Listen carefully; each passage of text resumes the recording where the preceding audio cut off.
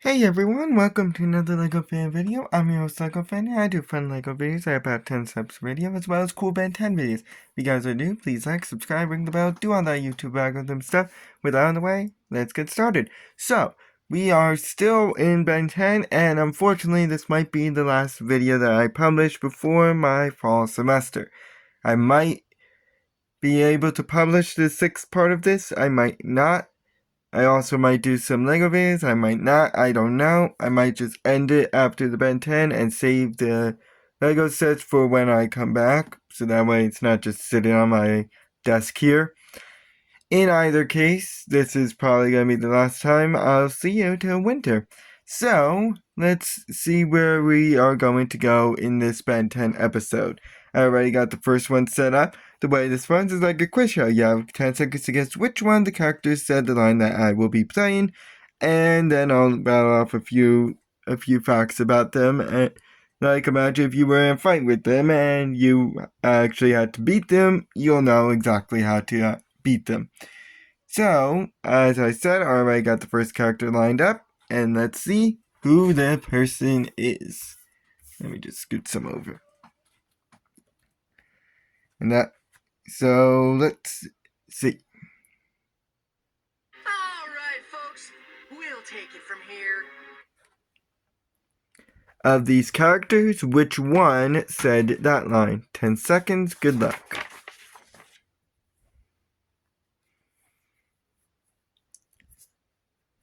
They really ended these two characters on a depressing note, but this is one half of the bully duo, I guess you could say, that being the character of JT, a human only appearing in Reflected Glory. In fact, this might be the last time that we see them. Running a webcast with Oliver Thompson, whom we covered in the previous video, and Cash, who we'll get to in due time, claiming to be the brains behind Ben's antics, and decide to join Ben on his little venture to try and stop the Forever Knights. However, Siphon showed up and tried to kill them, but they admitted that they weren't the brains behind it. But they still managed to beat Cypher by draining his powers. Unfortunately, it was never caught on camera and nobody believed them, so they were abandoned at the warehouse. So he was abandoned at the warehouse with Cash still claiming that they beat Cypher, which they did. So he's a good baseball and soccer player and is normally a lackey to Cash, being the brain to Cash's brawn, and is somewhat strong, being able to push Kevin's card with help. He's also pretty fast and is somewhat smart and often has some sympathy towards Cash, and runs a webcast series with him, though that ended. And he also kept track of Ben's recent adventures. However, he can be afraid of Cash's meanness. He's also somewhat cowardly and is quick to put the blame on someone else. The next character up actually says their name in their first line, and that would be... I am the Sentinel, keeper of the final piece of the map of infinity. Welcome, Ben Tennyson. Of these characters, which one is the Sentinel? 10 seconds, good luck.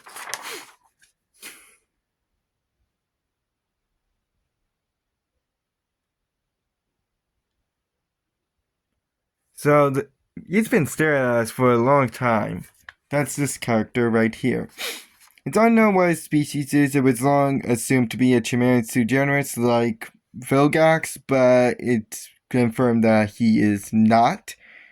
And only made an appearance in the Perplexedron, guarding the last piece of the map of infinity, which is his crown that you see, and decided to give it to Ben, and himself be destroyed with the Perplexedron.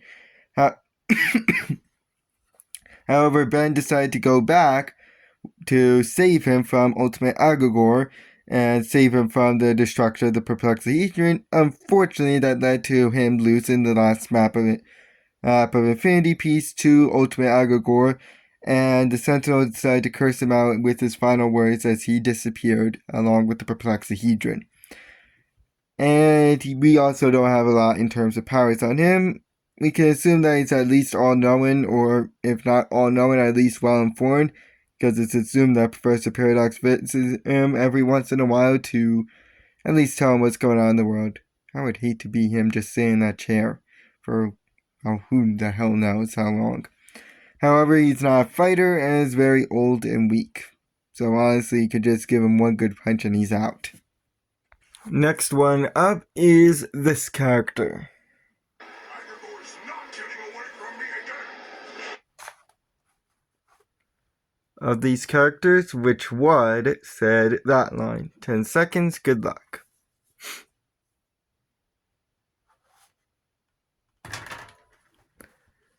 This ultimate is so stupid because it's so similar to the base form that it's pretty much a joke. And again, there's another ultimate that's just as similar. Only it talks. That is the character of Ultimate Cannonbolt. Involved Iberian Pelorota, first only appearing in Perplexahedron, battling Aggregor inside said Perplexahedron, specifically in the Sentinel's chamber, and managed to knock him around a few times, but unfortunately he got blasted away and dropped the map of Infinity Piece, and then changed back after he lost said map piece. So he's not harmed by radiation. It could curl up in a ball form, which is even more durable considering the fact that it's pretty much the top of a mace. So yeah. He's also somewhat bouncy, it's fast, it can hold people while in ball form, just like his base form. And though it's more difficult, he can also, like his base form, he also could be blasted back by lasers. Again, it's a little bit more difficult, but still doable. The next one actually doesn't have a first line, and I probably should have kept one of the pictures. And this character is the Blowfish. Which character is the Blowfish? 10 seconds, good luck. You know, I really should have kept one of Kevin's photos because it shows the Blowfish in his second form, which is as a helmet. But this is the character of the Blowfish. One of the cutest allies that never makes a reappearance. I really hoped it did because it was such a cute character, even if it was just a one-time thing. He's his own species, only appearing in the episode Deep, aiding Kevin in the episode by being his, essentially, oxygen helmet, but was sucked by another planet with his own kind at the end of the episode. So it can breathe both on land and in the sea, though preferably it would be in the sea, considering the fact that it just bounces around on land, and can make himself into an oxygen helmet or to aid any stranded sailors or divers, essentially. And it's pretty quick, as well as being strong and durable, as it did manage to break through glass, specifically Pike's helmet, and also can jump pretty high, but it can anger quickly if someone offends him or a friend, and can bond strongly to one person, and it can be hard for it to let go. Next character up has their first line of... Not something. Someone. I'm Ben Tennyson. I know we already covered Ben Tennyson, but there's a different form of him. So which one of these is Ben Tennyson? 10 seconds, good luck.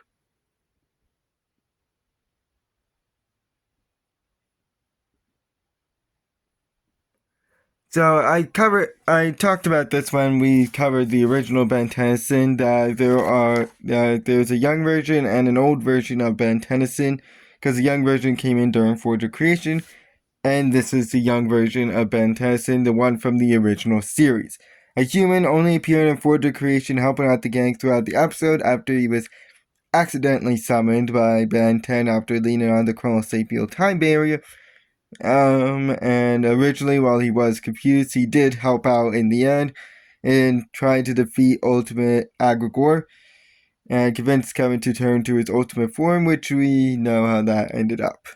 And after the fight, he was taken back by Professor Paradox to his original time, thinking that this would all be a dream and eventually be forgotten. So just like Ben Tennyson, he has the Elytrix grant the power of any alien he or it chooses and can power up if it's ever in danger with no recharge, and is shown to be like blues, can swim, possesses a hoverboard and knows how to ride it, is agile, is fast, is a great rock climber, can pilot a spaceship, and operate a laser gun. But he has a ton of weaknesses, like constantly bickering with his cousin, however he grew to respect her, gains any weaknesses that the alien may have, and is pretty much useless when it's timed out, and is often desperate for wars, which could get in his way. He tends to muscle and with no regard to strategy, so do first ask later, and is still a child, often tends to do stupid things, is gullible, can be taken by surprise, cares about his family, which can be a strength or a weakness, is weak alone, has colorophobia, grossed out by Grandma Max's cooking, easily trapped under debris. His desire to be a plumber often blocks out other little details he misses. He's often to rely on the iron tricks, so is weak to electricity like all aliens, can be clumsy, can be hypnotized, is not strong, does stupid things when in love, has an ego, is prone to jealousy, not familiar with how the Omnitrix actually works, can be single-minded, the Omnitrix can self-destruct, he can be selfish, the Omnitrix is weak to magic, he often acts irrational, he change back or to a different alien by just touching the dial, and he can be picked up rather easily as well. Now we get to the one alien that actually never can speak. Well, unless you're going ultimate, in which case, yeah, he probably can. And that's the alien of Wildmutt. So which one of these is Wildmutt? 10 seconds, good luck.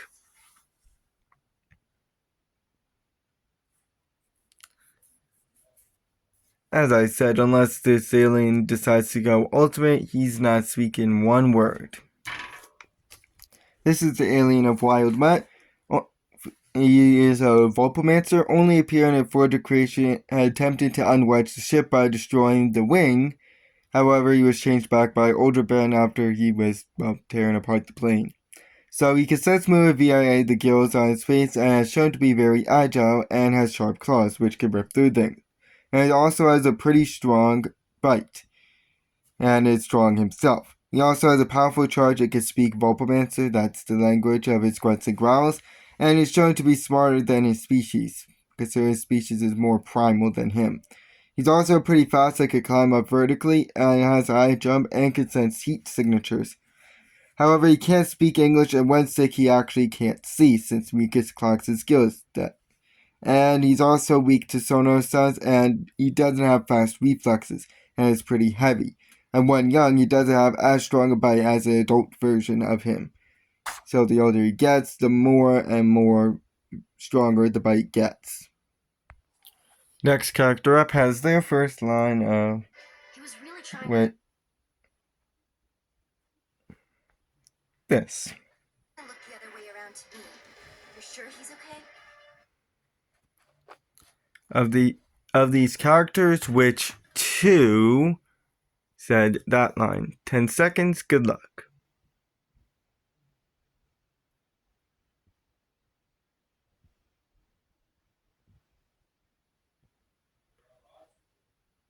So that is the character of Julie.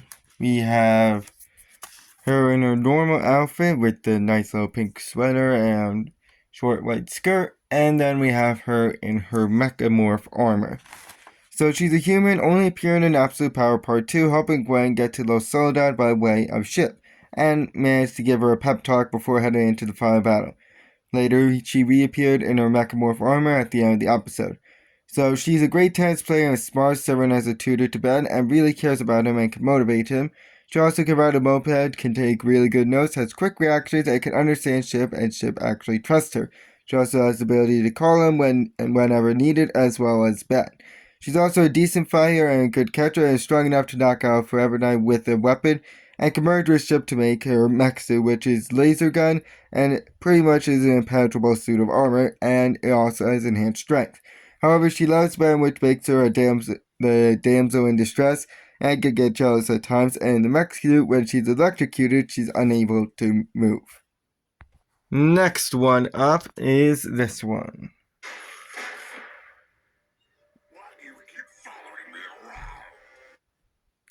Of these characters, which two said that line. 10 seconds, good luck.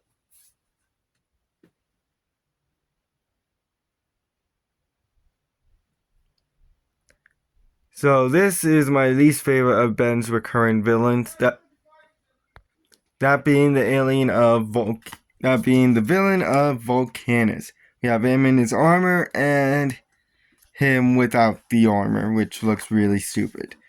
He's a Detrobite, only appearing in Absolute Power Part 1, being another person Ben decided to bully for information on Kevin, and actually destroyed all of his suit. He decided to try and flee, but Ben caught him and was about to pummel him to death before Gwen stopped him. and he was tossed aside and escaped through a crack in the earth. Yes, we'll see him again, unfortunately. So, he is one of the big heads of the alien criminal underbelly on Earth, knows alien tech enough to use it, as well as having a laser gun and his pickaxe aliens, which he can summon. He also has ejection seat built into his suit, and when he's out, he's a little bit faster. He can also do a side clap, is incredibly strong and durable, and is a pretty decent fighter, and has his own spaceship too. But he's not smart, his armor can freeze and is useless without said armor, and can be a bit cowardly at times as well. Next one up is this character. Gwen Tennyson. What a coincidence. I was just thinking about you. About killing you, to be specific. Of these characters, which one said that line? 10 seconds, good luck.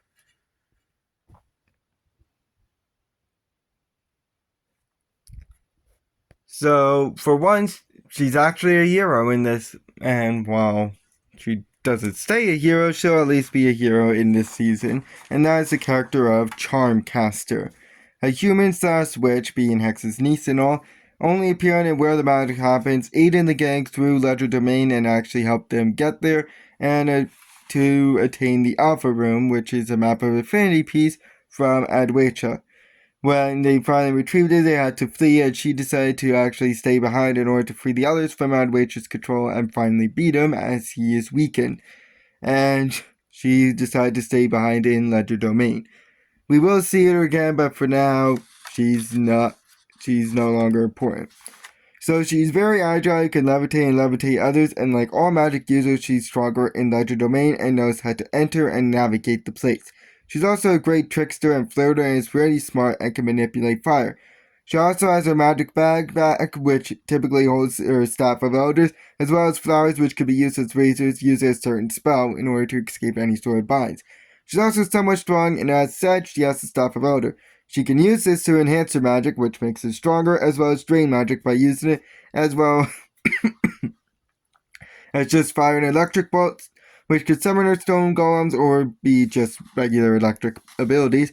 And clearly she's a magic user, hence her name Charmcaster, where she's able to break out of other people's spells, form interdimensional portals, disguise herself, hypnotize others by a kiss and or a necklace, can blast magic out, can teleport, can shoot mana out of her fingers, as well as fire a lightning bolt.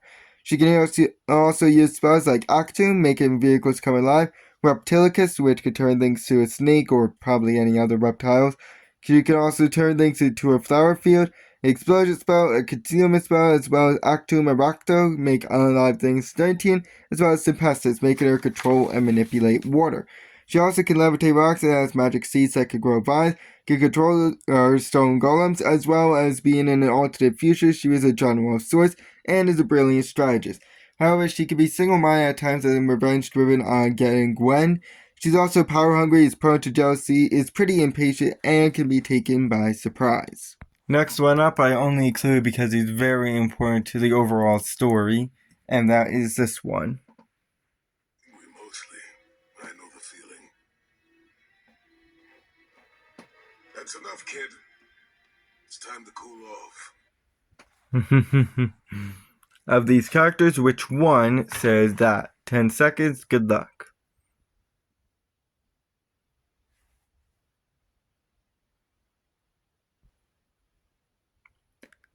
So I only include this character because he's important to Kevin's story, otherwise I really wouldn't have. And that is the character of Kwarrel. This one right here.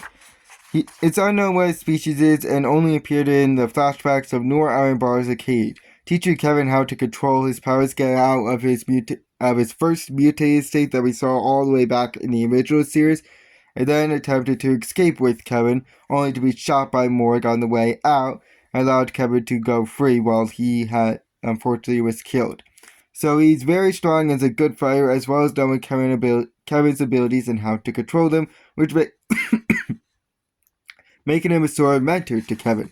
He's also very smart and sneaky, as well as being somewhat quick, but he's not durable. Next one up is this one, who says their name. Stinkfly, aren't you? Of these characters, which one is Stinkfly? 10 seconds, good luck.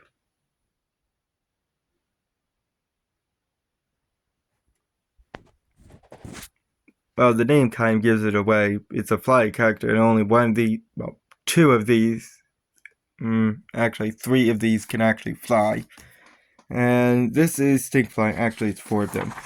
This is Stinkfly right here. He's a leptopterian, only appearing for the creation where young Ben changed into him to distract Aggregor, and managed to do this for a while before being blown away and then changed back. Prime Ben changed him into this.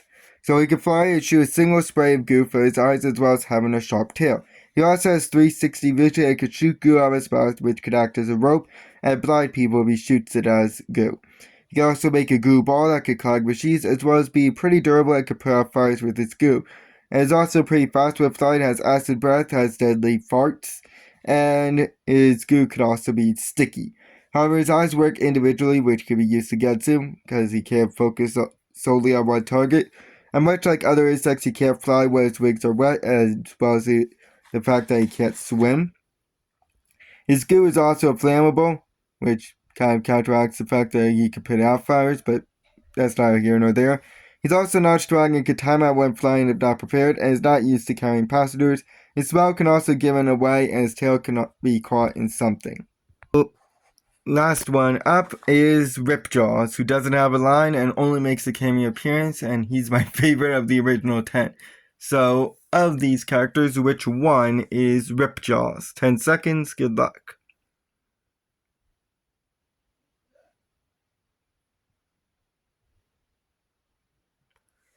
So, as I said, Ripjaws only makes a cameo appearance, and this is Ripjaws. He's a Piscicus Volan, only briefly appearing in Perplexahedron, getting Kevin and himself out of a flooded room before changing back off screen. So he's able to breathe underwater and is very fast when underwater, able to shoot out of it, and is able to bite through metal and has a big mouth, and has a strong punch. He can turn his legs to a tail when underwater, has sharp claws, as well as being pretty strong himself, and has a bioluminescent light. However, he can suffer from dehydration if he's out of the water for too long, and could be caught off guard. Yeah, unfortunately we don't have any new abilities of him, it's just this nice little brief appearance. I'll do one last character, and again, another character that I was debating whether or not to include, but he had his own thing on the wiki, so I decided, why not? And that's this one. Look at you two, all grown up. Nice to see you, man. So, of these, which one said that line? 10 seconds, good luck.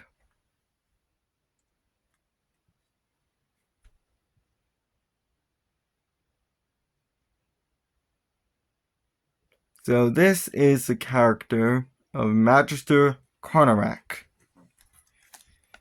who is this character right here. Again, I was debating whether or not to include him because he didn't really do much in the episode, and it's unknown what his species is, and only appeared in the episode Enemy of My Enemy, where he was the head of the academy, seen in the episode and mad that Ben put them in the line of fire.